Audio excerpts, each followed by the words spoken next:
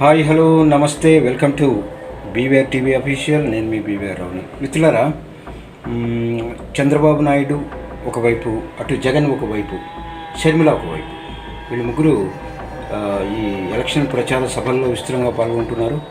అయితే పవన్ కళ్యాణ్ ఎక్కడ కనిపించట్లేదు. సరే, ఓకే, దాన్ని పక్కన పెడితే చంద్రబాబు నాయుడు రా కదలిరా అనుకుంటాను ఆయన సభల పేరు, అలాగే షర్మిల సభల పేరు ఏంటో తెలీదు. అలాగే మన జగన్మోహన్ రెడ్డి సిద్ధం అనే పేరు మీద ఎవరికి వారు పోటాపోటీగా జరుపుతున్నారు. అయితే చంద్రబాబు నాయుడు గారు మాట్లాడుతూ ఈరోజు సభలో అనుకుంటాను పూర్తిగా అంటే జగన్ ఒక స్మగ్లర్, జగన్ ఒక హంతకుడు, జగన్ ఒక దోపిడీదారుడు, ఇంకా ఏమేమో అంటే పర్సనల్గా వాళ్ళ ఫ్యామిలీని తీసుకుంటూ వాళ్ళ నాన్నగారు, వాళ్ళ తాతగారు, వాళ్ళ చిన్నాన్న పిల్లలు, అలాగే షర్మిల, వీళ్ళందరినీ తీసుకుంటూ ఆయన మాట్లాడడం జరుగుతుంది. ఎక్కడ కూడా తాను ముఖ్యమంత్రిగా పనిచేసిన 5 సంవత్సరాల్లో ఏం చేశాను అని కానీ, తర్వాత అధికారంలోకి వస్తే ఏం చేస్తాను అని కానీ సంపూర్ణంగా స్పష్టంగా చెప్పలేని పరిస్థితులు అనుకున్నాయి. కేవలం జగన్ పర్సనల్ విమర్శలు చేస్తూ వెళ్తున్నాడు. 40 సంవత్సరాల రాజకీయ అనుభవం ఉన్న వ్యక్తిగా చంద్రబాబు నాయుడు గారు మీకు ఇది తగునా అని చాలామంది విశ్లేషకులు ప్రశ్నిస్తున్నారు. సో ఒకసారి తను చెక్ చేసుకోవాలి తనకు తను. కేవలం అంటే నువ్వొక్కడివి జగన్ ఎదుర్కోలేక నిన్ను భయంకరంగా తిట్టిన పవన్ కళ్యాణ్ జత చేసుకుని పవన్ కళ్యాణ్తో తిట్టిస్తూ, అలాగే నువ్వు కూడా తిడుతూ నీ కొడుకుతో తిట్టిస్తూ రాజకీయాలు చేస్తున్నావు చంద్రబాబు నాయుడు. అది పద్ధతి కాదు. ఇంత అనుభవం ఉంది, నువ్వు స్వర్గీయ రాజశేఖర రెడ్డితో కలిసి పనిచేసిన వ్యక్తివి, సమకాలీకువి అతనికి. సో నువ్వు చేయాల్సిన రాజకీయాలు ఇది కాదు. రైట్, స్పష్టంగా నువ్వేం చేస్తున్నావో చెప్పు, నువ్వు ఏం చేయబోతున్నావో చెప్పు, ఏం చేసావో చెప్పు. అలా చెప్పి నువ్వు ఓట్లు సంపాదించుకో, గెలువు చూద్దాం. అంతేగాని ఒక ప్రాపకాండ చేసి జగన్ ఓడిపోతున్నాడు, ఈసారి ప్రజలు బుద్ధి చెప్తారు, ఇంటికే పరిమితం, ఇవన్నీ ఎల్లో మీడియా వార్తలు మీరు ప్రసంగాల్లో చెప్పకండి. ఎందుకంటే జగన్ చాలా ధైర్యంగా చెప్తున్నాడు, ఎప్పటికీ అని చెప్తూనే ఉన్నాడు. నేను చేసిన అభివృద్ధి ఫలాలు మీ ఇంట్లో చేరితే నాకు ఓటేయండి, లేకపోతే వేయకండి, మర్చిపోండి అని చెప్తున్నాడు. అలా ధైర్యంగా చెప్పగలరా మీరు కానీ మీ దత్తపుత్రుడు అని చెప్పుకునే పవన్ కళ్యాణ్ కానీ ప్యాకేజ్ మాస్టర్? రైట్, ఇవాళ స్వలాభం కోసం, స్వార్థం కోసం, అధికారం కోసం సొంత అన్నతో విభేదించి ఏమేమో మాట్లాడుతూ, అంటే వాళ్ళ కుటుంబ విషయాలన్నీ బహిర్గతం చేస్తూ, షర్మిలమ్మ అలాగని నీ గురించి మాట్లాడటం లేదు జగన్ కానీ ఇంకెవరు కానీ. నీ గురించి మాట్లాడితే చాలా దారుణంగా ఉంటుంది. రైట్, అది కాకుండా ఇప్పుడు ప్రత్యేక ఆంధ్రప్రదేశ్ నినాదాన్ని ఎత్తుకున్నాం. అటు చంద్రబాబు నాయుడు ఏం చేయలేదు, ఇటు జగన్ కూడా ఏం చేయలేదు అని బీజేపీ పార్టీ నీ మీద ఒక కన్ను పెట్టింది. అది గుర్తుపెట్టుకో. నీకు కౌంటర్ ఇవ్వడానికి సిద్ధమవుతున్నారు, రేపటి నుంచే మొదలవుతుంది. అంటే వీళ్ళంతా ఫైట్ చేయలేదా? చంద్రబాబు నాయుడు ప్రత్యేక హోదా కోసం ప్రయత్నించలేదా? చేశాడు, కానీ కుదరలేదు. అది జరుగుతుంది. అలాగే జగన్ కూడా ఎన్నో ప్రయత్నాలు చేశాడు, సాధ్యపడలేదు ఆయన సమయంలో. దానికి అనేక కారణాలు ఉండొచ్చు, రాజకీయ కారణాలు ఉండొచ్చు, వ్యక్తిగత కారణాలు ఉండొచ్చు. ఏదేమైనా నువ్వు బీజేపీతో పెట్టుకుంటున్నావు. ఒకసారి ఆలోచించు. ఎందుకంటే కేంద్రంలో చాలా శక్తివంతమైన పార్టీగా ఉంది, ఒక శక్తివంతమైన ప్రధానిగా ఈరోజు మోడీ ఉన్నాడు.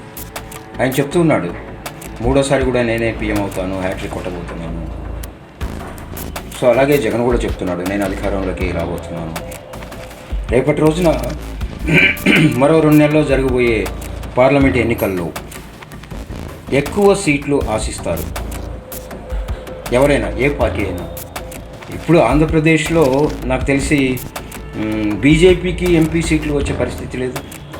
సో తెలంగాణలో 1-2 రావచ్చేమో. సో ఎందుకంటే ఒకవేళ కాంగ్రెస్ పార్టీ ప్రభావం ఎక్కువగా ఉన్న రాష్ట్రాల్లో ఎంపీ సీట్లు తగ్గితే తప్పనిసరిగా మోడీ విపక్షాల మీద, ప్రాంతీయ పార్టీల మీద ఆధారపడవలసిన అవసరం ఖచ్చితంగా ఉంటుంది.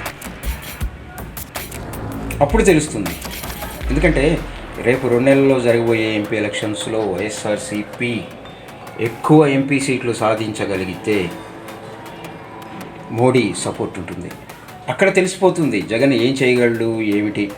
రేపు అసెంబ్లీ ఎలక్షన్లో గెలుస్తాడా, గెలవడా. ఎందుకంత తొందరపడుతున్నారు మీరు? తెలుగుదేశం నుంచి మీరు కనీసం ఒక్క ఎంపీ సీటు గెలిపించుకోవడానికి ప్రయత్నించండి. అలాగే పవన్ కళ్యాణ్ కూడా, కాంగ్రెస్ పార్టీ కూడా, షర్మిల ఆధ్వర్యంలో నడుస్తున్న ఏపీ కాంగ్రెస్ పార్టీ. సో మీరు ప్రయత్నించండి.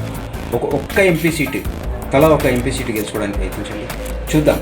రేపు ఎంపీ ఎలక్షన్స్లో మీరు ఎక్కువ అధికంగా సీట్లు సంపాదిస్తే జగన్ కొంచెం ఆలోచించాల్సిన అవసరం ఉంటుంది. సో అది కూడా పెద్ద ఇష్యూ కాదు అంటున్నాడు ఆయన. చూద్దాం. ఎందుకంటే నేను చేశాను కాబట్టి, చేస్తున్నాను కాబట్టి, మళ్ళీ చేస్తాను కాబట్టి నాకు అవకాశం ఇవ్వండి. మళ్ళీ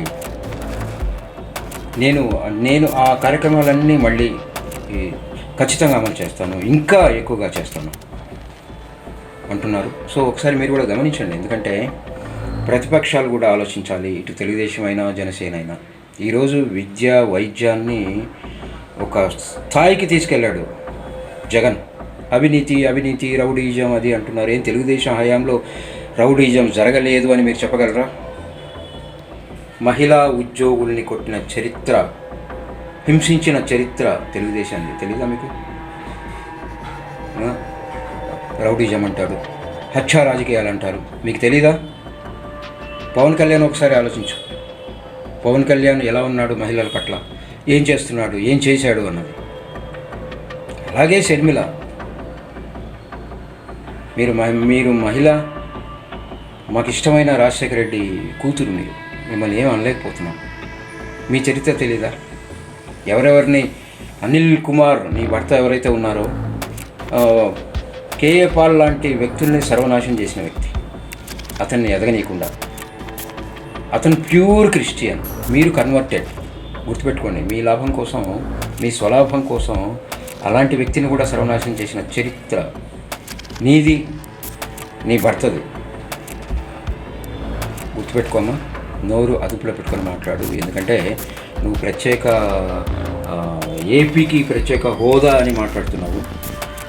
ఇవాళ బీజేపీ వాళ్ళు నీ మీద కన్నేశారు.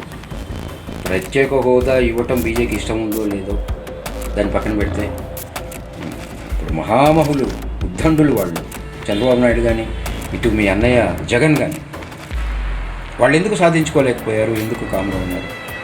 దాంట్లో ఎన్నో కారణాలు ఉన్నాయి. నువ్వేదో ఎత్తుకొని సో దీని మీద ఓట్లు వస్తాయి అనుకోకు. ఎందుకంటే నువ్వు తెలంగాణలో సపరేట్ పార్టీ పెట్టి, మా నాన్న రాజశేఖర రెడ్డి రాజ్యం చేస్తాను అది ఇది అని ఎంతోమందిని జాయిన్ చేసుకుని వాళ్ళు లక్షల్లో ఖర్చు పెట్టుకుని నీ పార్టీ కోసం తిరిగిన తర్వాత నీ పార్టీని తీసుకువెళ్ళి కాంగ్రెస్ కాళ్ళ దగ్గర పడేసి ఇక్కడ వదిలేసి తెలంగాణను ఏం ఉద్ధరించావో ఏమో, ఉద్ధరిస్తానని చెప్పి వదిలేసి ఇప్పుడు ఆంధ్రప్రదేశ్ను ఉద్ధరిస్తానని వెళ్ళావు.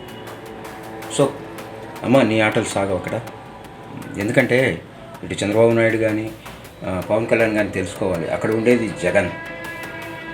జగన్ మనస్తత్వాన్ని, జగన్ మేధస్సుని, జగన్ ఆలోచనని అందుకోలేదు మీరు. తను ఎలాంటి ప్లాన్ వేస్తాడని మీకు తెలియదు. సో జాగ్రత్తగా ఉండండి మిత్రులారా. ఈ వీడియో మీకు నచ్చినట్లయితే లైక్ చేయండి, షేర్ చేయండి. అలాగే అమూల్యమైన మీ అభిప్రాయాలని కామెంట్ రూపంలో తెలియజేయండి. బీవీఆర్ టీవీ అఫీషియల్ అనే మా యూట్యూబ్ ఛానల్ని సబ్స్క్రైబ్ చేసి పక్కనే ఉన్న బెల్ సింబల్ని నొక్కండి. మరిన్ని మంచి వీడియోలు మేము ముందుకు తీసుకొస్తాను. అంతవరకు సెలవు. This is BVR Rao signing off.